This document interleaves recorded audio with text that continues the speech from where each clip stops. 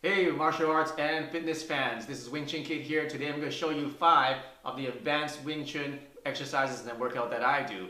Here, check it out. It's a combination of yoga and martial arts training. Are you ready? Here we go. Here's the single leg squat. It's a useful exercise to get really strong legs. Here's how you do it. First of all, let's do a regular squat. Just going down and up. So as go down, put your hands out like this, straight, and come up, then come back. So from the side, just like this, and like this. So that's a regular squat with both legs. Now all you need to do is do it with one leg. So what you do is just lift up one leg, and slowly go down as far as you can without having this foot touch the ground, and come back up like that. Okay, and do that again. Breathe out, breathe in. Make sure you combine your breathing with your movements. From the side, you can do it like this. Another point is to keep your toes pointing straight, not outwards and not inwards. Okay, so when I'm doing the squat, my toe is pointing straight. So this way, leg up, hands out, down slowly, all the way. You can stick this one leg out, point your toes like that, and come up slowly like this. So that's the single leg squat. Here's a couple variations you can do for the single leg squat. You can start adding some weights to your hand. A good one to start with is just a regular pole or a wooden bow staff like this one. So we can do the same thing, except now we're going to hold up the staff like this and do the squat. That.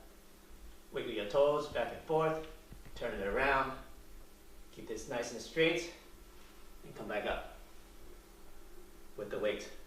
As you get stronger, you can add weight onto this. Here's an advanced version of the single leg squat. We're going to combine the bow staff and also a couple more movements of the leg. So do your squat as regularly, and when you get the lowest position, move out your left leg or your outside leg to the side, and rotate it to the back, and to the side, and back to the front. And then get back up slowly, like that. Do that 5 to 10 times, and you'll feel the burn. The reason we do this is now you strengthen your entire hip muscles in your leg and in your core. So train hard and have fun.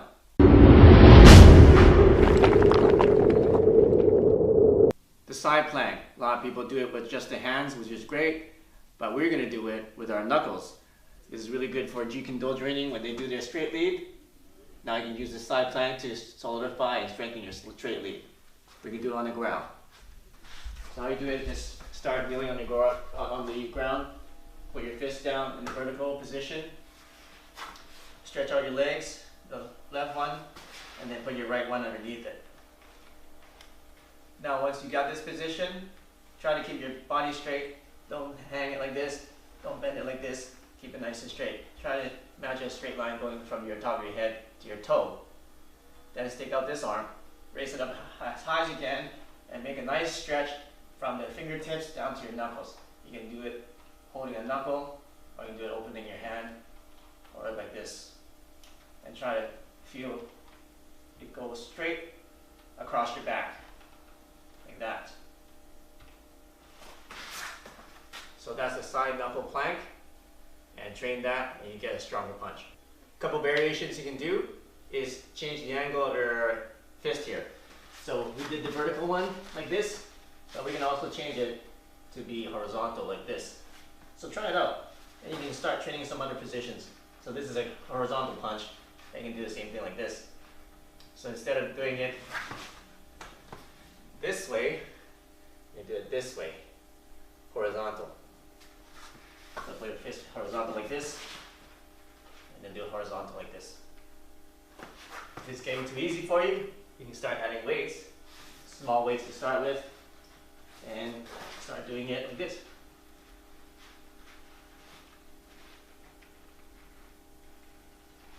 Okay, so that's the horizontal plank.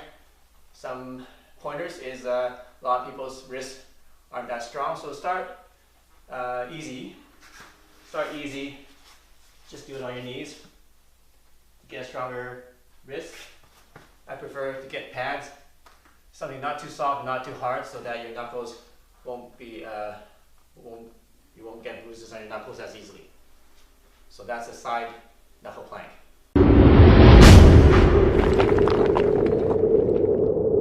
Knuckle handstands. Here's how you do them. A lot of people do handstands with their hand, and this is great. But if you want to train your wrist and train your knuckles for toughness, knuckle handstands is the way to go. You also get stronger shoulders and stronger back. All right, here's how you do it. So start with a wall to help you out, like this. And put your knuckles about shoulder width apart. And then you can angle them in a little bit so it's easier to have the structure. Or just find the angle that you want, that you feel the strongest. So either this way, or it's 45 degrees, or 90 degrees, up to you. I like it somewhere in between. Then just slowly put your legs up one at a time. And get your legs as straight as possible. Put them together like this. And then hold that for as long as you can. Usually 10 seconds to 1 minute is good. You can also put one leg over the other. Alright, so that is your knuckle handstand. You want to come back down, just do one leg at a time, just like that. One important tip for this exercise is you need to keep your back straight. So when you're against the wall, make sure that your feet are here and your body is on a complete straight angle like this. Even though it's on an angle, make sure it's completely straight. You don't want to have a curve like this or a curve like this. So let me demonstrate again. Put your feet up like that. You don't want to bend it like this, like that. Have your back bent this way or the other way. You want to keep it straight from your knuckles all the way to your toes, as straight as possible. So that's one point to do this properly. A couple of safety pointers for you if you're doing this exercise. Make sure that you have a nice soft surface so that if you do tumble forward, that you fall into something soft and don't hurt your back. Another thing is don't do it for too long because the blood will rush to your head and you might get dizzy. Once you get back up, get up slowly, take a deep breath so that the blood will go back to the rest of your body so that you don't faint.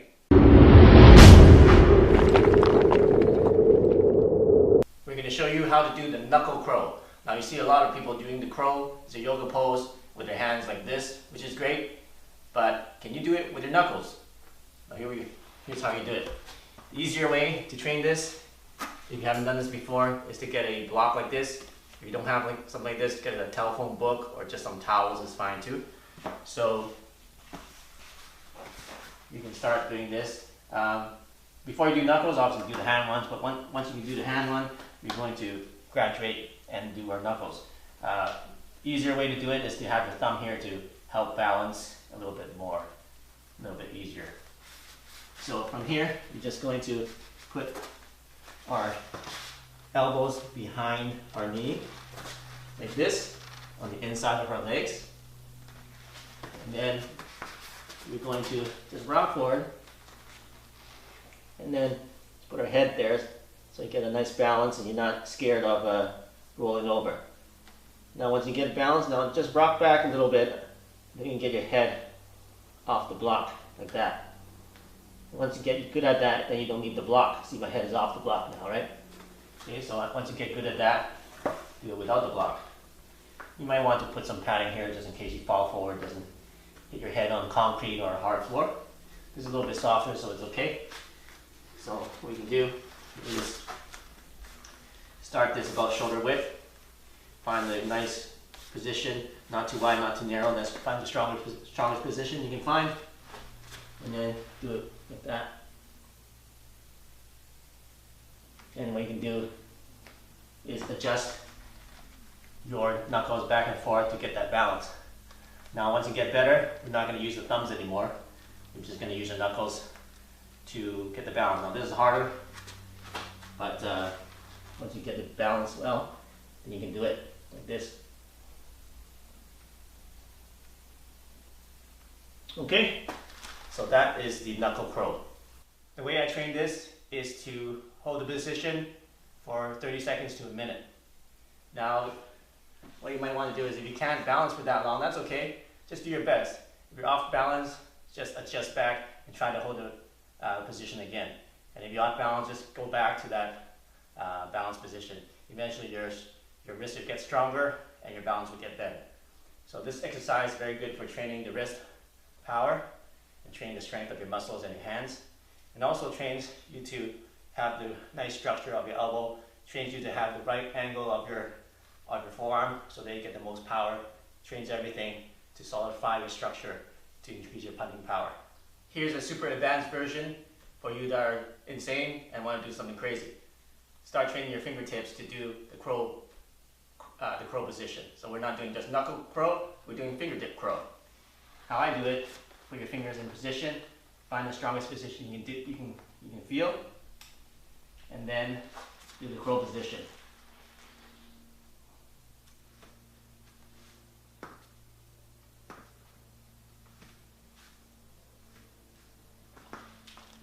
It's very difficult to get balance because your fingers are not as strong as your knuckles. So train hard, and you can start doing it for 1 second, 5 seconds, and start doing this advanced training. Now we're going to do the single knuckle push-up. This is an exercise you can do once you get good at doing a lot of push-ups. I say at least 50 push-ups without stopping. Then you can start doing single hand push-ups with just your knuckles. Here's how you do them.